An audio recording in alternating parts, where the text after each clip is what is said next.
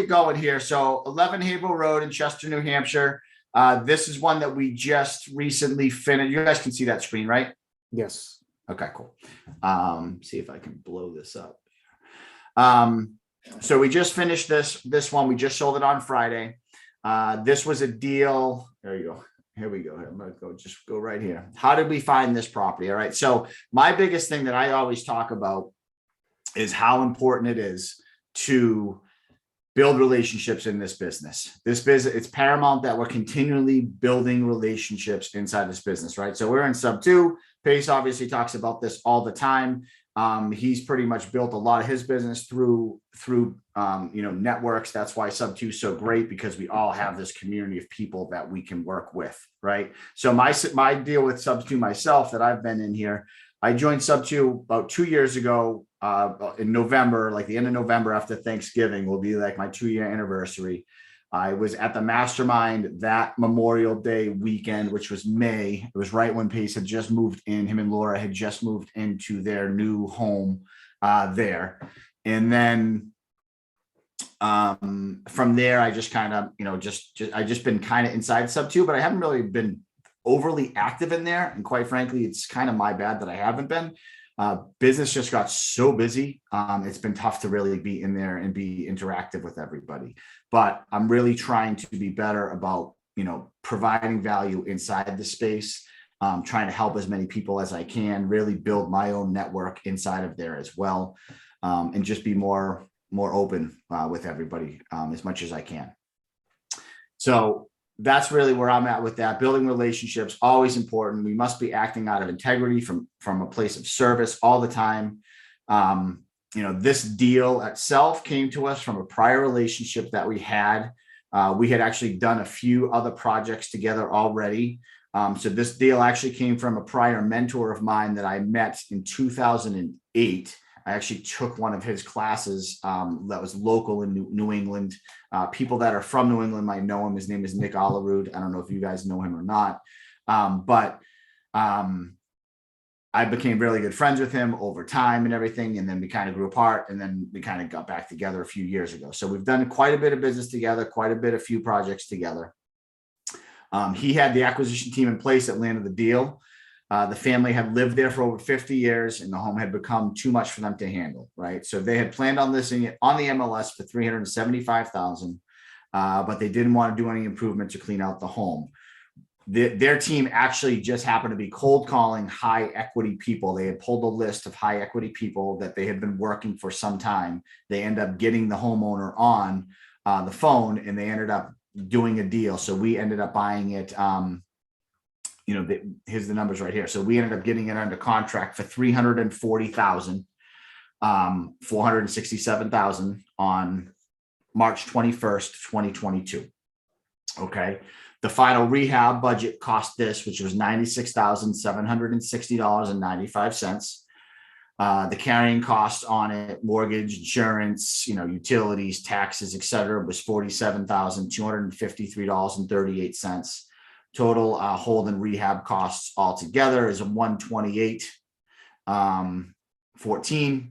All in, we were all into it for $468,483. We sold it for $553,593. Actually, 7 months to the day that we bought it. And closing costs and commissions were also an additional $35,662.17. That gave us a total profit of $49,449.54. As far as deals go, as far as profit goes, it's an okay one. Like we always shoot for. This is like the minimum amount that we want to make on a fix and flip. Typically, we want to make more than that for something that's priced this high. But we ended up, the project took a little bit longer than we anticipated, just because of things kind of how they went this summer, and costs of construction was a little bit higher than we had anticipated. We kept it pretty well where we anticipated it being, but it did go a little bit higher than we wanted it to. So I put in a bunch of before and after pictures here that we can go over if you'd like to see them. So, this was the exterior of the home before. Obviously you can tell we bought it in the spring before the leaves started going. And, this whole exterior was really just peeling paint everywhere. So this home was built in 1920. And in 1920, this thing had a lot of lead-based paint on it. Now, lead-based paint can be an issue, right? The issue with lead-based paint is when it's been disturbed, when it's peeling, all that. So we had to pay additional costs to paint the exterior of the home because it was lead-based paint. So this painting project of the whole entire home itself cost about $22,000 for the exterior alone. It's a very big exterior. You can kind of see the barn. Actually, I think the next slide shows the barn even better. So you can see the barn there. Everything needed to be scraped down. When it's lead-based paint, they have to go off of proper procedures, which means they got to put like plastic all down throughout a certain length from the home as well, so they can capture as much of the scrapings as possible. Have to wear proper ventilation masks, gloves, all that stuff to just be careful moving forward. You obviously, you want to make sure make sure that your painting contractor is lead-based paint certified, because if you aren't lead-based paint certified and someone from the town comes around and they're wondering what's going on and they can't show a certificate, that could cause a major problem if you're not doing this stuff properly. So that's one thing I would definitely look out for. Age of home, anything that is built before 1976 requires a disclosure, or probably if we do things off market or whatnot, so that's fine if we're buying it. But even when we're going to resell it, if it's something that was built before 1976 and we list it with an agent, we do have to disclose that possibility of lead-based paint. Usually it's unknown. We don't know if there's any there. Any questions on that at all from anybody here? Yeah, Gordon, why not just side over it? It was too big of a project to side. The house itself was immense. So we thought about it. Two things why we didn't do it. Cost was about $40,000 if we were going to go siding. Wow. Second thing on it was that it was the time period of the home and the neighborhood itself. This is like a farmhouse. So the time period of the home and the neighborhood itself all is just still painted. And it's kind of like a very classic look, right? So this is like downtown Chester, which is more of a agricultural type of neighborhood, I guess I would call it. And so this was just to keep it with conforming within what else the neighborhood looked like. So we decided not to do that. You definitely could do that if you want to. We just, double the budget to do that. And it would have looked a little bit different than everything else in the neighborhood. So we just said, you know what, let's paint it. Got it. There's obviously there's that huge barn, this red big barn over here, which was great. Most people loved this barn the most. Really, it was in good, solid shape. There wasn't much that we needed to do with it besides cleaning it out. There's actually an underneath on the barn as well. On the other side of the home, there's actually another underneath part of it, which I didn't show here, but that's even additional storage. But again, there wasn't much we had to do here besides just clean it out, right? So here it is all cleaned out. The people that ended up buying it actually are going to be making it into a studio, like a band studio, like a jam session place. So that's what they're going to be doing there. We have gotten questions from a lot of people. So this is actually a 2-family home. This isn't a single family home. It's zoned as a 2-family home. We have actually gotten some questions from people in regards to, hey, why didn't you finish this barn into more living space? Easy, simple answer to that is it would have cost way too much to do it. It was cost prohibitive to actually transform this space into livable space. So we stayed away from it ourselves. More before and after pictures. So this was the kitchen on the left before. Old, dated, like lime green everywhere. We ripped it all out, everything. We really kind of kept the floor plan a little bit, pretty much the same. We did shift, if you can tell, I don't know if you really tell from this picture, this door in the new kitchen actually shifted over a little bit to the left to make it more straight and to open up more space. What you will see here too is that the floor itself here is asbestos tile, right? So asbestos is another thing that you can get flagged on. The big thing with asbestos, though, is that it really only causes a problem, just like lead, when it's disturbed and when it causes dust particles. So if you don't have to remove this, it actually would have been more cost. It would have cost us more if we removed this asbestos tile and disposed of it properly than if we did what we actually end up doing, which is we just bought this LVT flooring right here and went right over it. And it's really called encapsulation, right? It's the exact same thing as if you're thinking about, like Jonathan mentioned, doing vinyl siding over lead-based paint clapboard. You're just encapsulating it so that none of the dust particles can come out. Okay. We ripped down the ceiling, obviously, and we gave it a different texture, a different look, which I had never done this before. I actually had found a post on like Instagram one day when I was just kind of, I think I was like at the airport or something, and I saw this thing come across and I was like, damn, that would look really cool, because I wasn't sure what we wanted to do with the ceiling. And this was a pretty easy fix, simple. We just built like an 18-inch soffit. This is called, this white part. That's called an 18-inch soffit all throughout. It kind of built a border around the whole entire kitchen. And then it ended up, and then we ended up putting this, really, it's just reclaimed wood that you can buy as kits, right? I think we bought it right from Home Depot. And it really gave this home and this kitchen a really cool feel to it and a new look. That looks good. So we did that there. Let's see what else we have here. So right here, we ended up putting this island on. You can also see here, over on the picture on the left, there was two doors. There was a door here, which was a pantry, and then this door on the right was a hallway. So we got rid of, it just didn't make sense to have that door there. We ended up getting rid of that door and actually putting it on the other side. So now it's in the hallway. So you still have this closet space back there. It's just no longer in the kitchen, and it gave it a nice clean wall and allowed us to kind of give this more of a peninsula island, which gave us additional seating for stools and such like that. So we were able to do that there. Bathroom, let me see, what did I miss there? Over here, is there anything else that I wanted to talk about here? What you'll also notice about what we did on this home, besides we obviously painted the trim a different color. We left mostly all the original trim in place. We saved the doors, the door hardware. They were all in really nice place. And these are like the nice, 6-panel solid wood doors, like a typical farmhouse would have. They were in really good shape.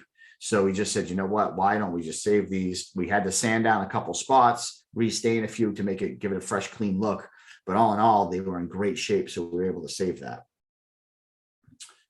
Bathroom was pretty straightforward as well. Bathroom, we ended up saving the tub that was in place. We didn't move that. We just reglazed that. We just repainted it, right, with a 2-part epoxy reglazing paint. So we didn't have to rip that out at all. Did new flooring, new vanity, new lighting, and we just did a nice tile with a little bit of accent throughout. I wish my guys had actually tiled all the way to the ceiling on this, but they didn't, and that's okay. It worked out all right. But me personally, I like the look. I feel like it gives it a much bigger space and a much bigger feel when you tile all the way up to the ceiling itself.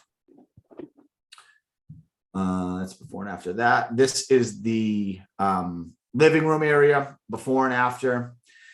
So all these walls are old horsehair plaster walls. So we didn't end up ripping anything out of them. We kept them in place. We weren't going to do new sheetrock anywhere else, but we did have to do a ton of additional plaster repairs throughout to give it a nice clean look. These walls actually had a bunch of wallpaper on them that we peeled off, and then we had to skim coat this whole entire home. Everywhere throughout, we had to skim coat it all with a fresh layer of plaster everywhere. The flooring itself, I love this floor, these old pine wood floors. Unfortunately, there was too much damage, too much bowing throughout them to refinish all of them the way we wanted to. We were able to save some of them. You can actually see in the hallway here that we saved the ones in the hallway and upstairs in the master. But unfortunately, we weren't able to save them all. So we ended up having to do LVP tile throughout quite a bit of the downstairs as well. It ended up looking really good and flowing nicely, but I'm a sucker for the whole wide pine hardwood floors. I really wish we could have kept that. This is the upstairs in-law bathroom. What we did up here, I don't know if you can tell or not, but actually on the left, this was all just a tub. So there was no shower. It was just a tub.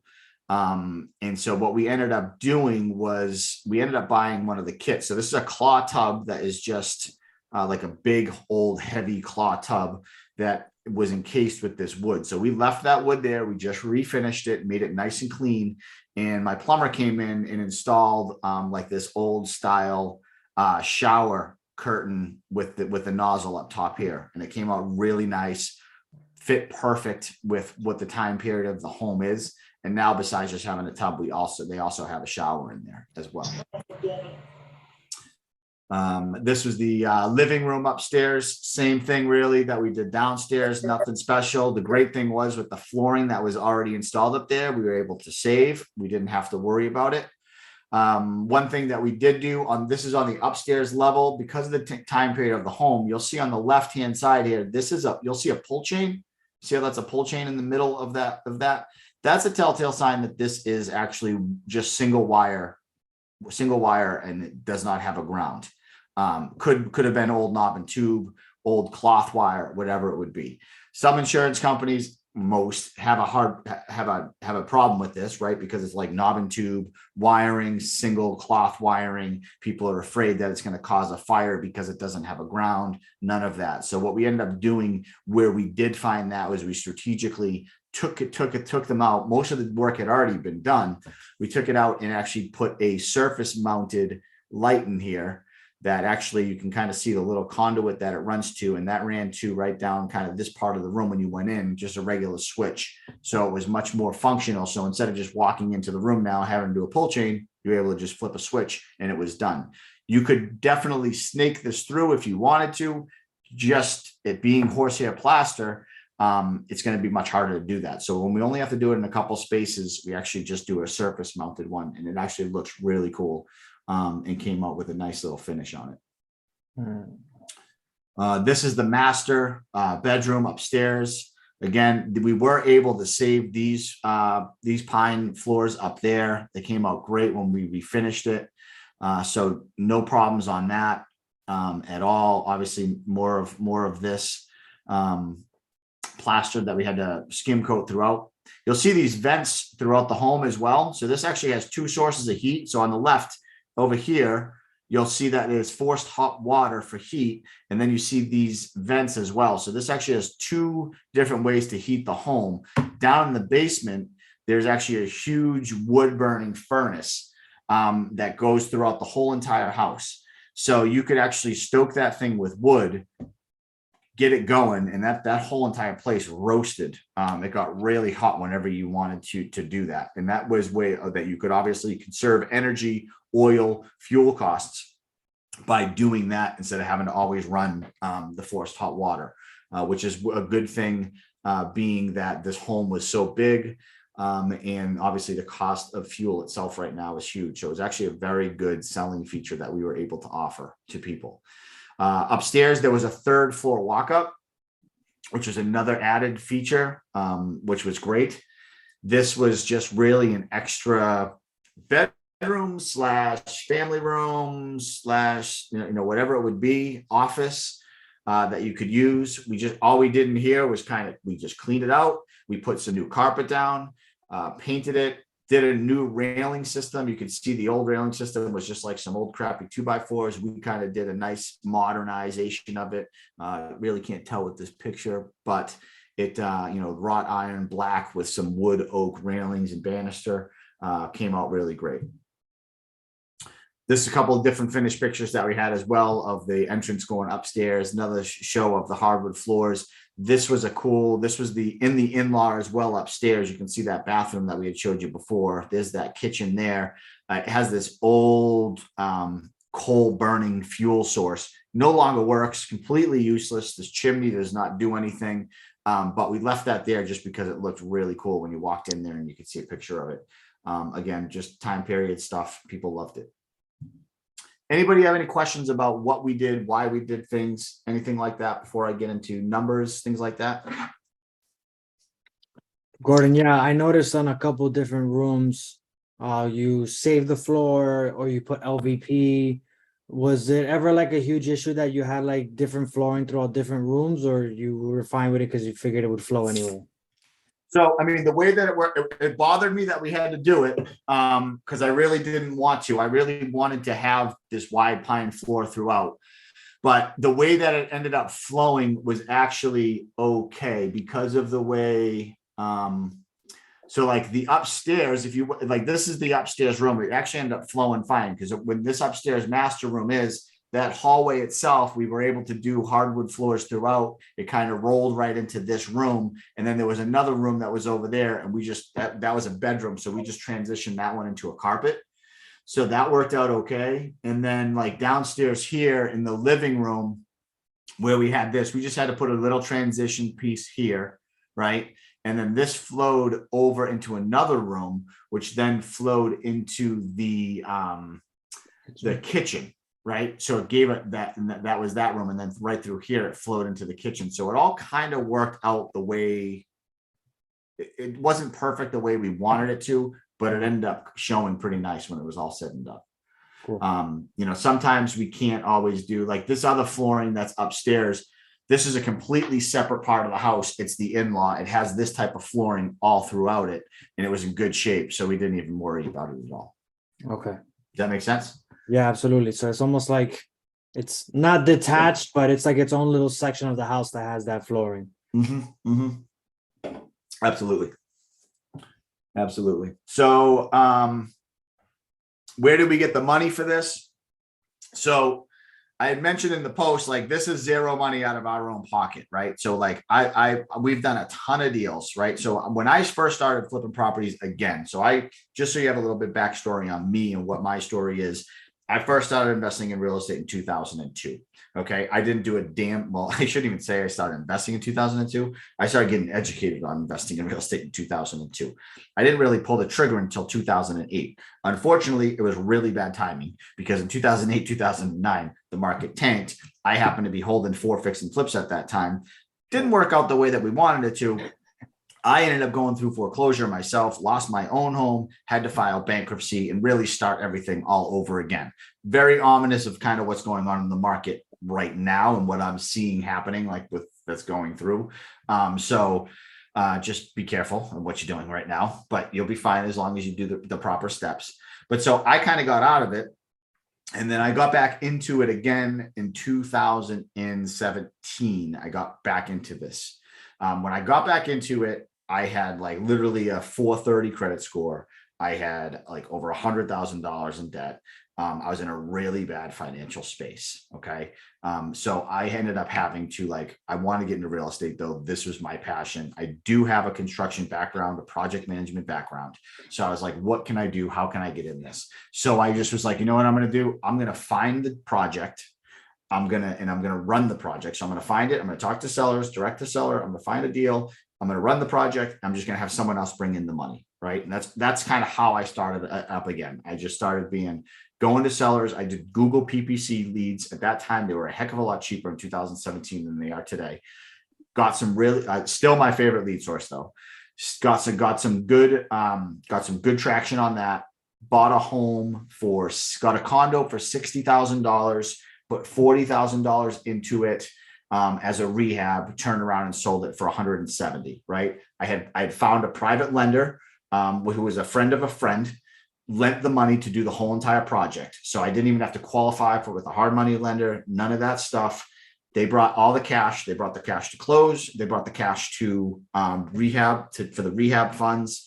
And then all we did was we split the profits 50-50 at the end of the day. So it worked out perfect. Okay. So if anyone's starting now, they don't have any money, they don't have credit, they're in debt, whatever it would be, you can still do this. Just find out what strength you have, what value you have, right? If you don't know construction, I always say this to people that do have construction background, is the easiest thing in the world to get inside of real estate without having to bring any of your own money. There's a ton of people that want to invest in real estate that are nervous about it because they don't understand. They don't want to deal with the construction part of it, the rehab part of it. They don't want to deal with tenants. They don't want to do any of that. If you're able to bring that value, honestly, you don't have to worry about money at all as long as you find the right property.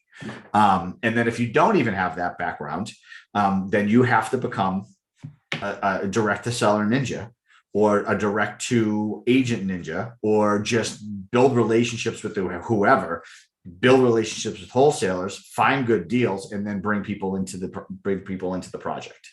Right.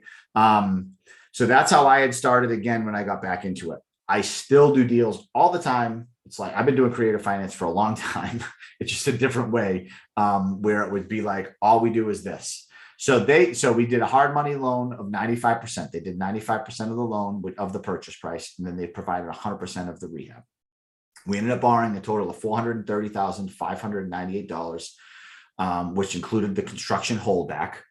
We paid 1.5 points at closing and 8% interest only monthly payments on it. Okay. So we had to bring a total of 30,480 to closing. We got this money from a private lender. So now what I had mentioned before was that the other person had brought the deal to us that we had a relationship with. We didn't even go out there and find the deal. They said, hey, we got a deal. Would you be interested in going and take a look at it? Yep, sure, no problem. Went over, looked at it. I said, yeah, let's do it. What do you need from me? They said, we need you to bring the $30,000 to the closing table to get this thing closed. And I said, that's all you need from me? They said, yep, we'll take care of the rehab costs. We'll take care of everything else. Okay, great. The $30,000 I ended up borrowing from actually a family friend of mine that's been seeing what we've been doing and has been wanting to get involved. So I brought the deal to them. I said, hey, I know you've been wanting to get involved in something. I got a deal for you. It's a low barrier entry fee. All you need is $30,000. I will split with you 50% of my proceeds on my side of the deal. I'll give it to you. No big deal. Okay. So that's how I got into it. The other partner who found the deal brought the other $30K to start the rehab process. Okay. The construction holdback was set up as 3 draws at $225 appraisal fee each time. Anybody have questions about how hard money works, how draws work, any of that, anything that I could answer for you guys about that? Yeah. Are these loan terms only for you because you're Gordon Thornton and you have so much experience, or because these terms are amazing?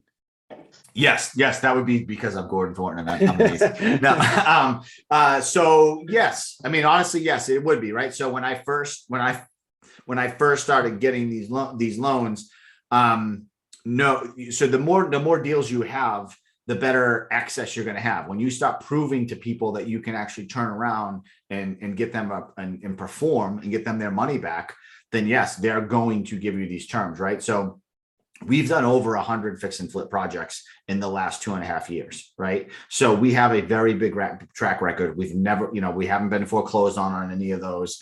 We've always paid everybody back. Some of them we haven't made money on. That's just part of the deal. But we've always been able to pay the lenders back. So we've built a great relationship with them, right? So yeah, that was, that was also in March. I can't get those terms right now though. Okay. Because the hard money lenders have gone up, but I can still get decent terms. The points, 1.5 points, I can still get. The interest rates, I'm closer to about 9.5, 10. I'm seeing, depends on how big of a loan that it is. And you're still able to get 95% of the purchase price? Yeah. So I'm able to still get 100% of the purchase price, but this wasn't even my lender. This was a different lender, but we're able to get 100% of the purchase price and 100% of rehab loans. Wow. Because the lender that we use, as long as you've done 30 fix and flips, as long as you have a track record of 30 fix and flips, they'll do 100% and 100%. But you're buying at 75% loan to value, right? Yeah, but I am. Gordon is breaking down a. Oh shit! Who is that? Is that Anthony? It says it's Father Gil being a douche. Sorry. Oh, it's Father Gil. How you doing, buddy? So that's how we did that. And yeah, so right now, when I first started doing fix and flips, honestly, the first fix and flip loan I got was 15%, and I had to pay 3 points, and I had to bring 20% down. Yeah. That was the first hard money loan I had ever gotten. Yeah. It was a lot. This was a long time ago. You're able to get a lot better rates now than that. So everybody, in regards to hard money loans, this is that a construction holdback. What they do is most hard money lenders that I've dealt with do things set up in a draw schedule. So you do also have to have the capital to start the rehab, right? And then you can call them once you've done, say, $30,000 worth of work. You can call them. They'll send out someone to take an appraisal on it. They'll say, and they'll send someone out, make sure you've actually done it. They'll sign off on it, and then they'll release those funds back to you. And then you can reinvest that money back into it, and then you do the whole entire cycle all over again. Depending on who your hard money lender is, fees are all over the place. This one in particular charges $225 of an appraisal fee each time. We had to pay that fee up front the day that we got the loan. So it wasn't like they said, hey, we'll come out as soon as you send me $225. It was already prepaid in there. So final numbers on this one. Purchase price was $340,467. Rehab and holding costs were $128,1433. The rehab itself was $96. Closing costs and realtor fees at 5% was $35,662.17. Sale price, I should have said list price. So the list price was $539,900. We received 3 offers on it. We originally went under contract at $569,000. Which was we had two like that was done with escalation clauses and everything that came in, which has been very popular these days, where people say, hey, I'm going to offer $545, but I'll do an escalation kicker up to this $2,000 more than the highest offer. It ended up being at $469. We did have inspections, and they came back with a laundry list of stuff. So we knew that they were going to come back with certain things. Being that the home was 1912, it's a farmhouse. There were certain things that we said, we're not going to fix this. We're just going to wait and see if it comes back on an inspection. So strategically, we were like, well, let's see how this comes back. They came back with a bunch of stuff that really wasn't a big deal. They wanted us to give them $30,000 back at closing to actually bring it back down to this sale price of $539,900, which we weren't going to do, but we were already so far down the path, and we wanted to make sure that we could close the loan. These people were a very good borrower as well, which is important right now when you're looking at who your end buyer is. You definitely want to make sure that your end buyer is well qualified and that they have capital if you're going to be selling a property right now, because we're seeing a lot of deals fall through because of interest rates, because banks are having different qualifications and such. So the big thing another big thing why we went with these people was they were cash heavy. They were putting 25% down on it. They had really good credit. The pre-approval was really good. So we said, you know what, we're going to continue just going down this road with them. We don't want to hold on to this. We don't want to go turn around, put this thing back on the market again, while we probably could make more. Every single day we're holding it, we're having to pay interest on the payment, right? So you have to kind of weigh and see where you're at with the whole thing. So we said, you know what, we're just going to go forward. We'll give them, $14,000, whatever it ended up being, back, and we'll just keep going with the deal, and we'll get this thing closed. So we ended up with a total profit, like I had said before, $49,449.54. Not great, but pretty good. Not bad. Cool. I had mentioned how do we get paid 3 ways on this deal? Okay, so this is how we ourselves get paid 3 ways. Typically, we actually get paid 4 ways on every deal that we come through, every one that comes through. The only one that's not on here would be, anybody guess which one on here isn't that we're missing on this particular one? Profit. Acquisition. There you go. So that's the other way that you can get paid on this. So we have a wholesaling company that would be also, if we had gotten that direct to seller, our wholesale company would wholesale it, would assign this contract to our fix and flip project for $10,000, $5,000, $10,000, whatever it would be. Our lender allows us to do up to $50,000 of an assignment fee. That's not typical, just so you know. But we've built a relationship with our lender. We've done a lot of business with our lender that they will allow us to do up to $50,000 of an assignment fee to our other company. A lot of hard money lenders will not let that happen, just so you know. So not everyone can do that. You could probably definitely get away with 5 or 10. We don't really push it to 50,000, but we've had that conversation. I think the most we've ever done is 25.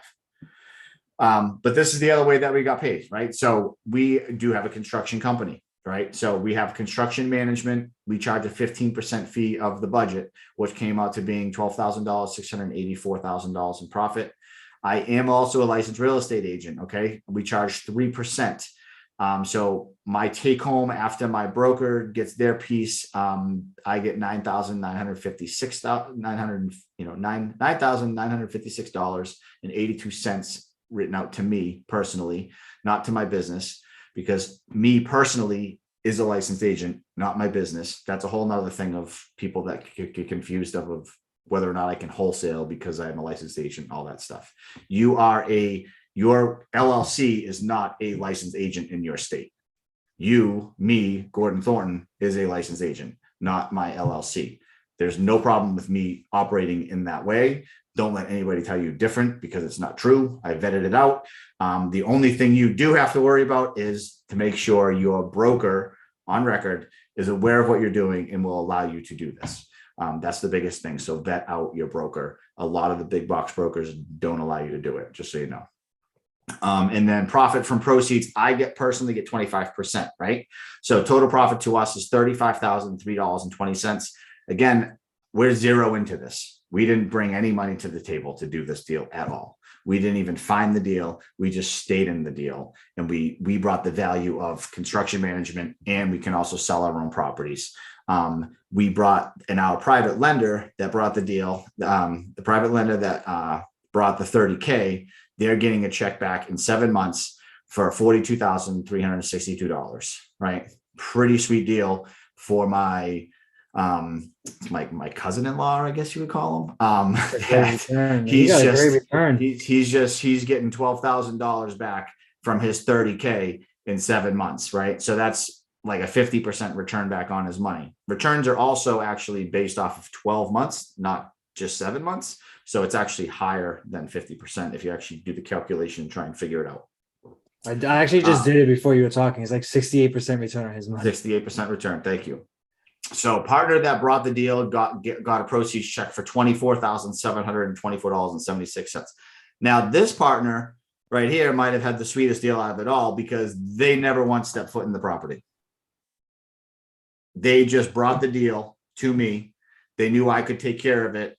And then they literally didn't do anything besides every once in a while, every month, I just sent them every month that we went through it on the first or the second of the month, whenever it fell that Monday.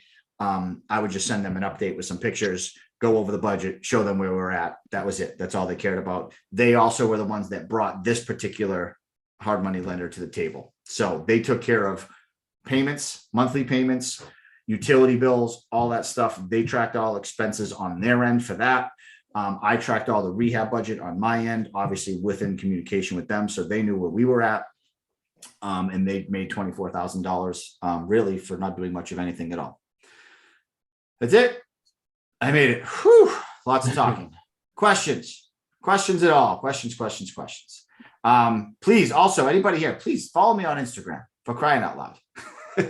If you follow me today, well, whenever, I'll follow you back too, please. We all need to make sure that we're all on the social media channels and doing as much as we can to help promote each other.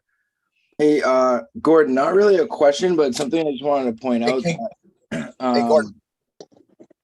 Hold on, John, go ahead. Or is that Kenny? Which one's talking? No, that's John here. So not really a question, but just wanted to point something out to the group. Like when you were saying, when you were pointing out the private lenders' returns, so many people, when they think about going to get private money, they're like thinking that we're like begging people or asking people for money, when really it's the flip side. Like they need us, right? Like you just made this guy a freaking killing for essentially not doing anything. You know what I mean? So like, I think by having the mentality of we're the ones providing value to them and not the other way around, I think that's huge. So I just wanted to point that out because I think that's a big mental thing with a lot of people when they're trying to raise private money is that like they have all the value because they're bringing the money, where I think it's really the flip side, and having that mentality shift would, I think, be make it a lot easier when you're having those conversations. That's really all I wanted to point out. I love that point, John. I mean, it's a great point, right? Like, honestly, like I'm always saying, like, Share your shit on Instagram or social media. It's a freaking free platform. Put stuff out there all the time. You'll be amazed at how many people are interested in what you are doing. I don't know if anybody was on the Q&A with Pace this past Sunday, but he was even talking about your brand, right? Anybody that was on there, like he was talking about, no matter what, you're building a brand, whether you're being active or not, you're building a brand. Build your brand. Let people know what you are doing out there. You will be freaking amazed. And like John said, like, think about the values. This is my cousin's, like my I wouldn't even call her my cousin. She's like a sister to me, right? And like, it's insane. They just made $12,000 that they're gonna get back, and they had $30,000 that was gonna be just sitting there. In case you haven't seen the stock market, it's not doing too hot these days, losing money, right? And then if it's sitting in a bank, you're losing money at 10%, which is really like 14% inflation right now. And then it was just sitting there. So they, instead of then not making any money at all, he's like, yeah, here you go. And he's going to make 12 grand. And I think what you say, Jonathan, that's like 67% return or something like that. Yep. Insane. Tell me what other business you can get that. Well, there are other businesses, but this is a pretty good one. Anybody else got any questions for me? Hey, Gordon, can you go over the agent, investor, broker commission split again?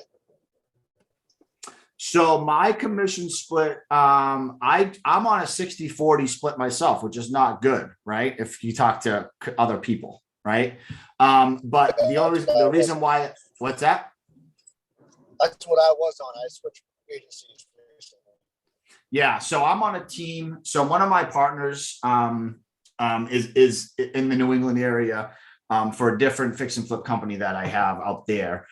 He has his own team. So part of the deal, we do a lot of fix and flips together, and so I signed up with him and joined his team. And part of the deal was like, hey, I'm not going to act as a licensed agent on any of the flips that we do together, but I do get 1% of a referral fee off of all those listings. So I was like, yeah, that sounds good. He wants my name on his roster because it improves his numbers. He wants my sales on his roster because it improves their numbers. So it's kind of like a back and forth of like a give and take.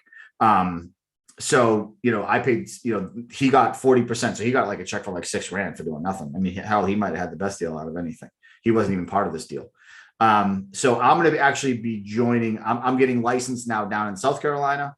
I'll be joining, he's not licensed down here in this area. So I'm going to probably join some sort of a national brokerage. I don't know exactly yet who I'm going to join. I'll figure it out. But if anybody has any suggestions, let me know. I have thought about EXP and actually joining Laura's team and joining up with them to see if that would be a good way to go, because I do want to build more of a acquisitions team. And I think it'd be really cool to use Laura's team that she's with really for training for my agents that I want to be more of agent, because I definitely want to be more of a investor agent, right? So investor heavy kind of and do a little bit of residential here and there, but mostly just to fix and flip our own properties. Yvette just said in the chat, come to EXP. So there you go, Yvette. I like it. Come to EXP. That's what I'm hearing. I got some friends in there, so that's cool. I love it. Can you go over Agent Oja? That's great. Thank you for sharing. No problem. Done. Kenny Fothergill, come to EXP, best brokerage partner. Tiffany is signing up under Laura. Cool. Good to know. Good to know. I like it. Any other questions? Or if not, I will let you all go. I appreciate you all coming on here without a doubt. Mr. Gordon. Yes. So this was like a 10% net, I guess.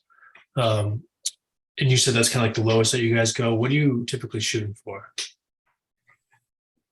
So for like something that is, 10% is like the minimum, right? So especially nowadays, we would want to go higher. We actually thought we were going to be able to get more for this property, but because of just timing, interest rates, kind of everything had cooled down a little bit. So ideally, we would have liked to have been like around 75 minimum on this one, just because of when we're over like $500,000 of a price point, we want to get a return of like 75,000. Yeah. That's kind of where our barometer is on that. If it's under 500, then like 50, just to be safe with everything. Do you, and maybe this question for you, Jonathan, too, have some kind of way you measure, like, if it's going to be a 1 month project versus like a 9 month project?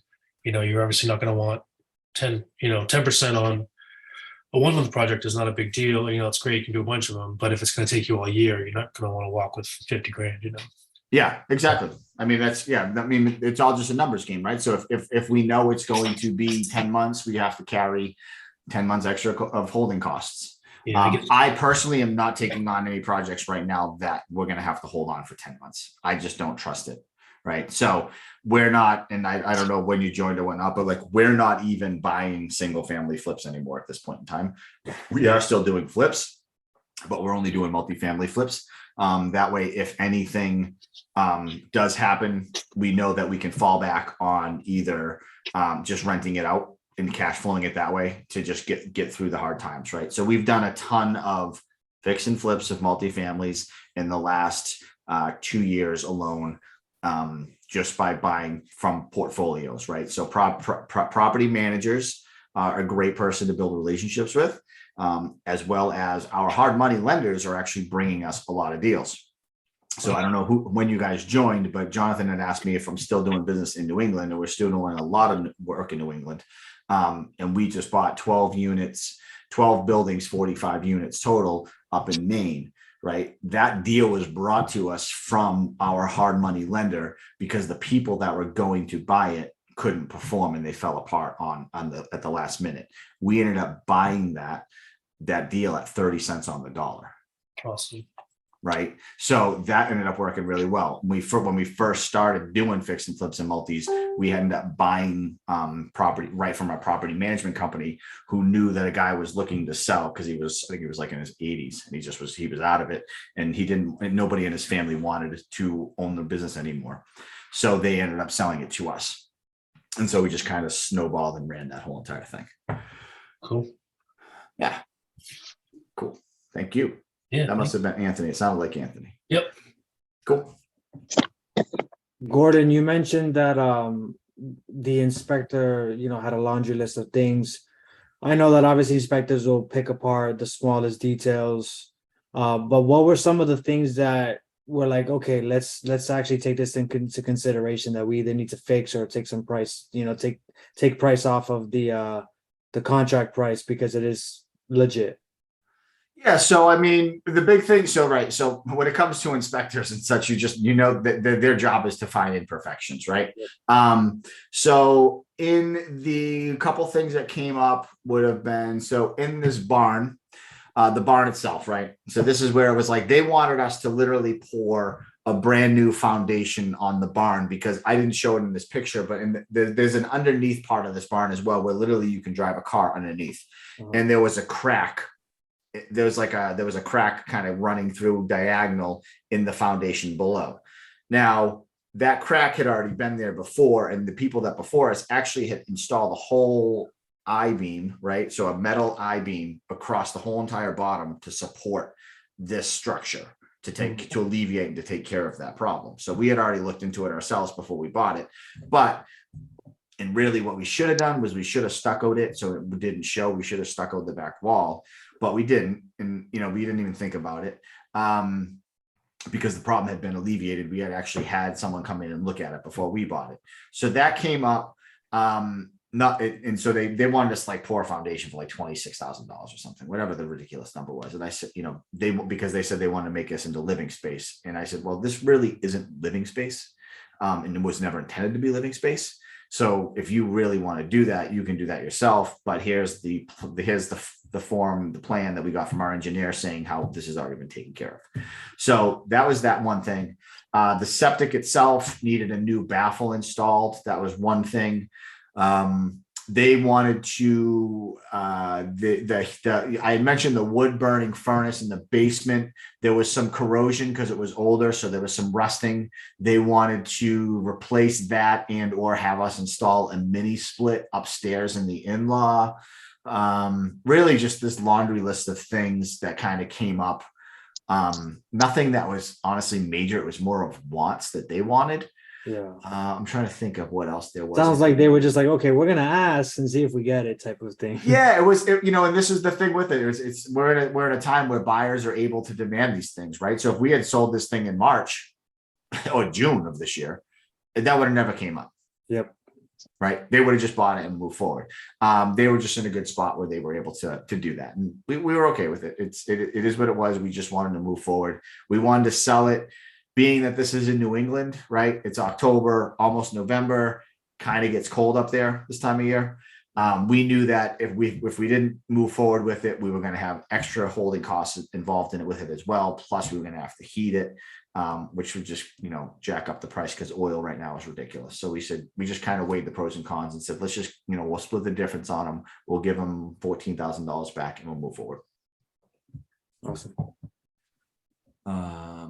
That's one of the things about flipping homes in cold weather climates is that you have to really, when it comes into buying something this time of year, you really need to start. You don't run your numbers like you normally would. You run your numbers because you have to take into consideration plowing, snow removal, extra heat costs. You have to also understand that it's going to take longer to do the project than it would in the summer anyways, because quite frankly, contractors move slower in the cold weather.